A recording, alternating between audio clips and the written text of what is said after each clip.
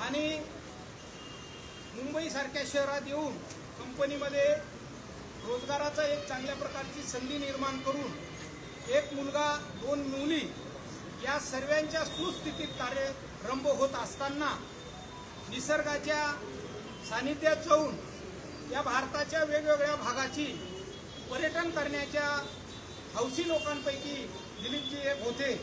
दरवर्षी ते वेगवेगळ्या भागात अशा प्रकारचं पर्यटन करण्यासाठी जायची। तुम्ही या ठिकाणी नाव राहिलं असेल, या सर्वांतर्फे मी दिलीपजींच्या चरणावर श्रद्धांजली पुष्प अर्पण करतो।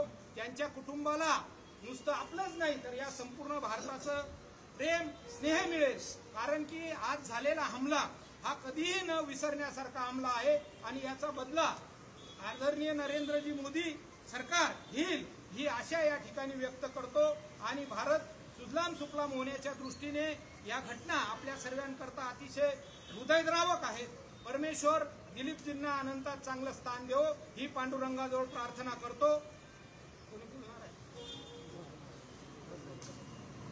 आणि सर्व नागरिकांकरता सूचना आहे, काल ही घटना झाल्यामुळे